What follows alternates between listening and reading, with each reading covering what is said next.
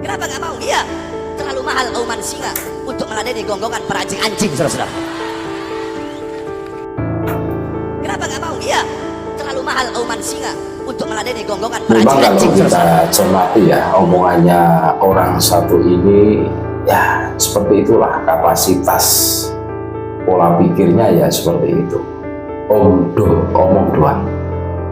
Suaranya keras, cetar, bak petir di siang bolong. Nah, akan tetapi nihil, tidak ada dampak, tidak ada asarnya. Ini betul kita cocokkan dengan fakta yang terjadi. Auman singa lebih berharga daripada gonggongan anjing. Dia menganggap dirinya itu bak singa. Orang satu ini menganggap dirinya itu Bak Umar Ibn Khattab, singa padang pasir. Dia menganggap jongosnya, bukan jongosnya, pengikutnya Gus Abbas Butet, Kiai Imad yang menyuarakan mengkritisi nasab Habib ini adalah gonggongan anjing. Ini omongannya yang besar, yang keras. Faktanya apa? Tidak berani tes DNA untuk membuktikan dirinya itu betul-betul dzurriyyah Nabi. Ya sampai detik inilah semenjak polemik nasab mereka selalu mencari pembenaran, berdalih ke sana kemari nggak jelas, termasuk menutupi kelemahannya dengan narasi-narasi keras.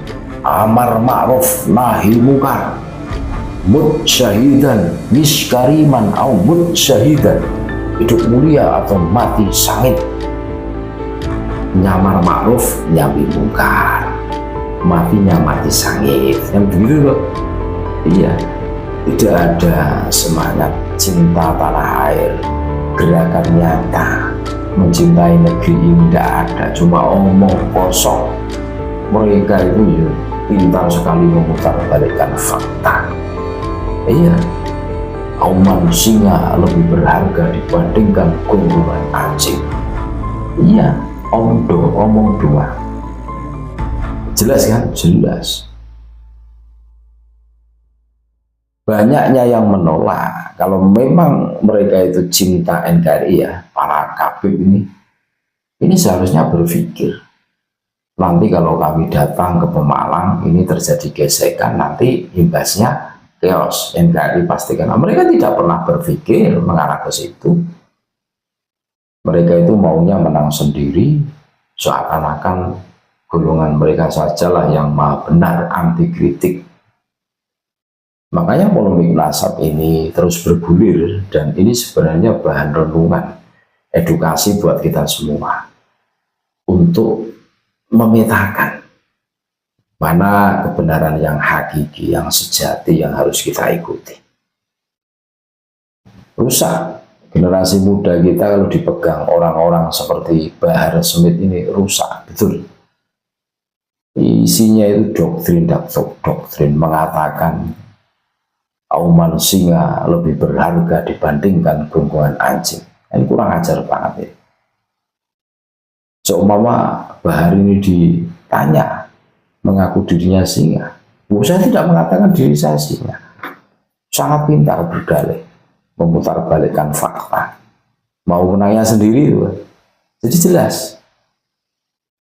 Pertanyaan yang harus keluar dari otak kita, apakah pantas orang-orang yang suka menipu, orang-orang yang suka berdusta, di atas namakan cucu Nabi, mengatasnamakan di dalam tubuhnya ada darah suci, apakah pantas disebut sebagai dzurriyyah Nabi? Apakah Nabi kita, Nabi besar Muhammad SAW mengajarkan perilaku-perilaku seperti itu?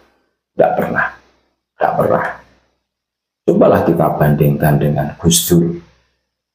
Gus Dur itu ada bukti nyata perbuatan beliau, amaliyah beliau. Beliau diturunkan paksa dari tampuk kepresidenannya, dilengsarkan dengan alasan yang diada-adakan, termasuk kasus Brunei Gate, Bulog Gate. Nah, sampai detik ini tidak bisa dibuktikan karena tidak pernah seperti itu Gus Dur. itu lebih rela mengundurkan diri, lengser dari jabatannya karena dituduh sesuatu yang belum terbukti. Iya, karena Gus Dur lebih mencintai bangsa ini, negeri ini dibandingkan jabatan. Makanya kalau ada orang yang masih silau dengan jabatan, terus mengalahkan kecintaannya kepada negeri tercinta, negara kesatuan Republik Indonesia, itu adalah hamba amatiran. Masih amatir, masih pemula. Bahar itu pemula itu. Pemberani dari sudut pandang mana kalian menilai Bahar itu pemberani?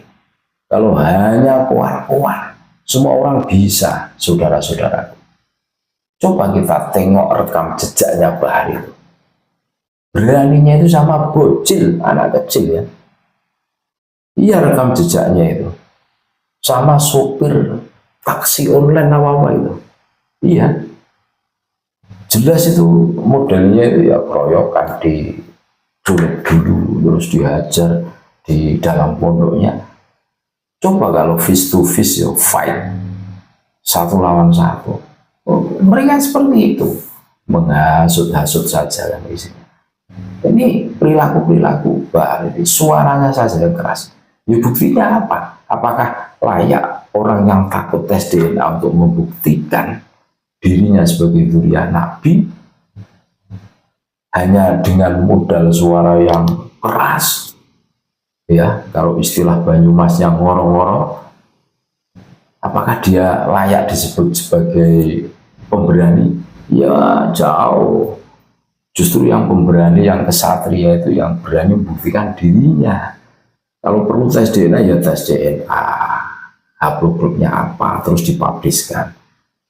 Kalau memang bukan keturunan Nabi ya ngaku terus terang bukan keturunan Nabi.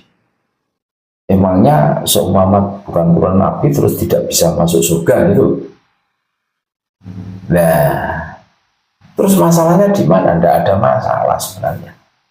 Karena semua orang Islam itu bisa masuk surga, apalagi mengaku sebagai umatnya baginda Nabi Muhammad SAW dan akan mendapatkan syafaat. Jelas, makanya masuk surga kok ribet sekali, harus takdim kepada kafir yang belum jelas terbukti sebagai zuriat Nabi. Mereka hanya pintar ngaku-ngaku saja, akan tetapi bodoh dalam membuktikan. Saudara-saudaraku, terima kasih, mudah-mudahan mencerahkan kita semua. Tetap NKRI harga mati, Nusantara milik kita. Assalamualaikum warahmatullahi wabarakatuh.